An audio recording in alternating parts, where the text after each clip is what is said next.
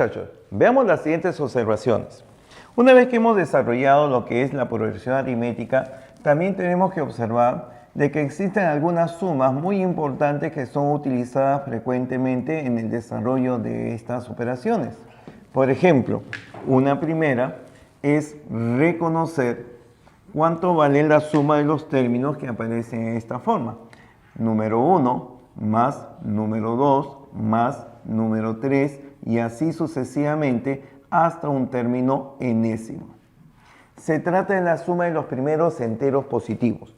La suma desde 1 hasta 2, 3, 4 y llegar al número n, y en este caso aparecen n términos, repito, es la suma de los n primeros enteros positivos.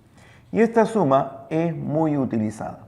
En estos n sumandos, diremos, se trata de una progresión aritmética, pero dado de que es muy frecuente, se determina en forma inmediata.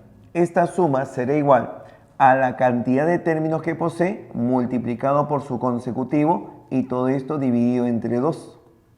Es decir, que si quiero sumar los 10 primeros sumandos, será 10 por 11 entre 2. 10 por 11, 110. La mitad, 55. Si quiero sumar los 20 primeros números enteros positivos, será 20 por 21 entre 2. 20 la mitad, 10 por 21, 210. Es decir, determina rápidamente con esta expresión la suma de los primeros enteros positivos. En forma similar, también aparece esta otra figura. Por ejemplo, sumar el valor de 2 más 4 más 6 más 8 más 10 sucesivamente hasta llegar al último término que es de la forma 2n. En este caso observas que se trata de los números pares. Se tiene acá los n primeros enteros números pares. Entonces también voy a decir que acá hay n sumandos.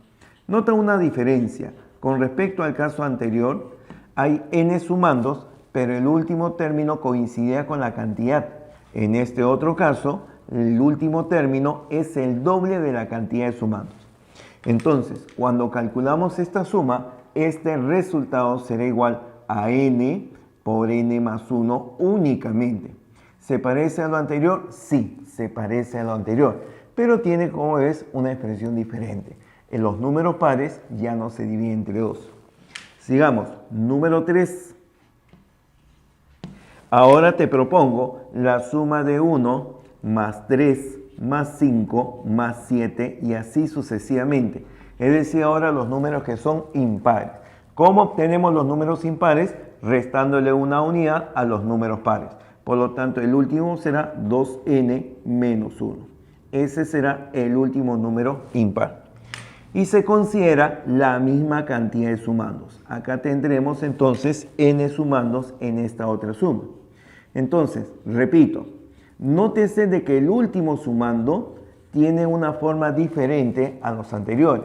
Acá el último sumando coincide con la cantidad. Este otro era el doble. Este otro será el doble menos 1. Y cuando queramos reconocer la suma de los impares, de los primeros impares, esto simplemente será el cuadrado de la cantidad, n al cuadrado. Bien, ahora trabajamos con otras sumas que quizás no corresponden únicamente a lo que es una progresión aritmética. Por ejemplo, tú recordarás esta suma. El cuadrado de 1 más el cuadrado de 2 más el cuadrado de 3, así sucesivamente. Esta es la suma de los cuadrados de los primeros enteros positivos, desde 1 hasta n, desde el cuadrado de 1 hasta el cuadrado de n. Y también totaliza una cantidad de n sumandos. Aquí está. Entonces señalamos que aquí aparecen n sumandos. Y la suma respectiva de los cuadrados de los primeros enteros positivos será igual a n por n más 1 por 2n más 1 y todo este producto dividido entre 6. Ese es el valor que corresponde a la suma de los cuadrados. Y deberemos de pasar a la suma de cubos, pero antes una suma particular. ¿Reconoces quiénes son estos números? 2, 6, 12, 20, 30. Y sucesivamente. Pues los números son 2, recuerdas que habíamos dicho el producto de 1 por 2, 6, el producto de 2 por 3, 12, producto de 3 por 4, 20, 4 por 5 y así sucesivamente hasta llegar al último número que tiene esta misma figura. O sea que el último será n por n más 1. Ya está. Entonces, esta suma corresponde a la suma de los números que aparecen como producto de factores consecutivos. Estos números son productos binarios. Entonces, la suma de los primeros productos binarios que aparecen en esta secuencia de enteros positivos, tendremos acá, repito, n sumandos, va a ser igual a lo siguiente. Va a ser igual al valor de n por n más 1 por n más 2 y todo esto entre 3. Ya está. Reitero, cuando usted observe la suma de 2 más 6 más 12 más 20 y así sucesivamente, se trata de los productos binarios. Y esa suma será igual a n por n más 1 por n más 2 entre 3. Esto ocurre para los productos binarios. Esos números, si tú les sacas la mitad, son los llamados números triangulares. Es decir, que de acá podemos derivar lo siguiente. La mitad de 2 sería 1, la mitad de 6 sería 3, la mitad de 12 sería 6, la mitad de 20 saldría 10, así sucesivamente. Estos son los números llamados triangulares.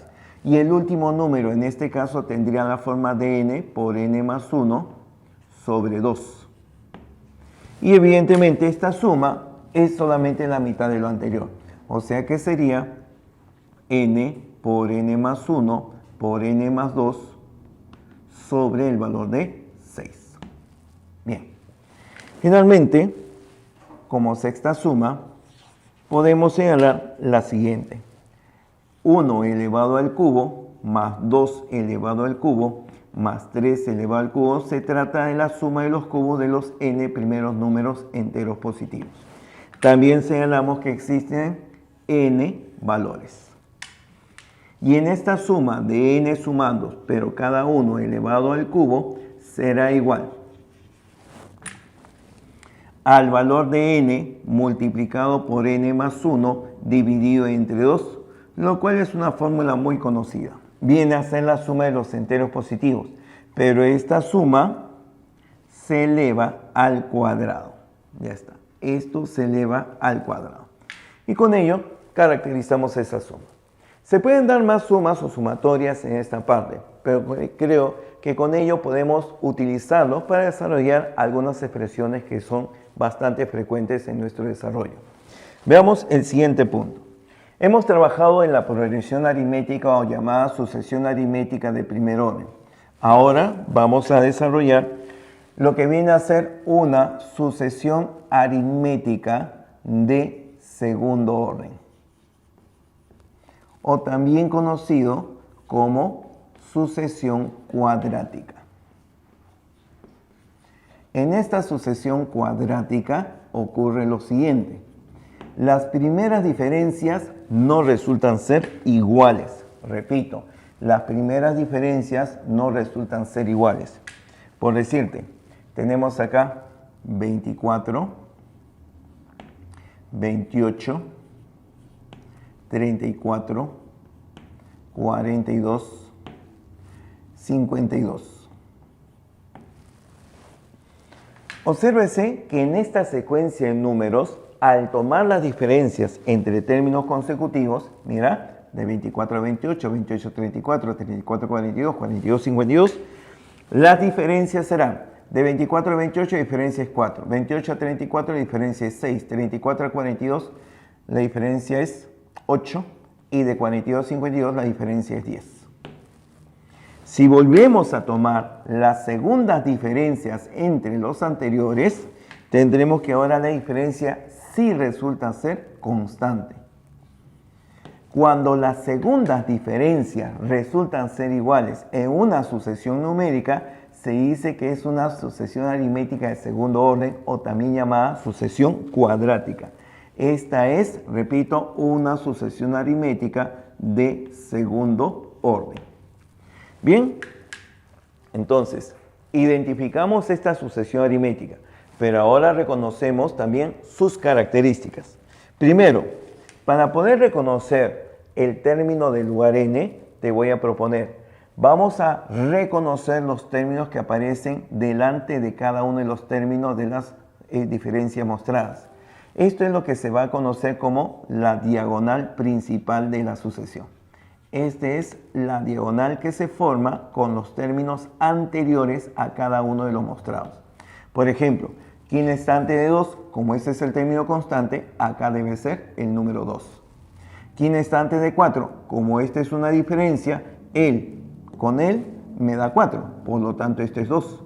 O en otras palabras, 4 menos 2 me da 2. Este otro, la misma idea. El más 2 me da 24, o sea que él tendría que ser 22.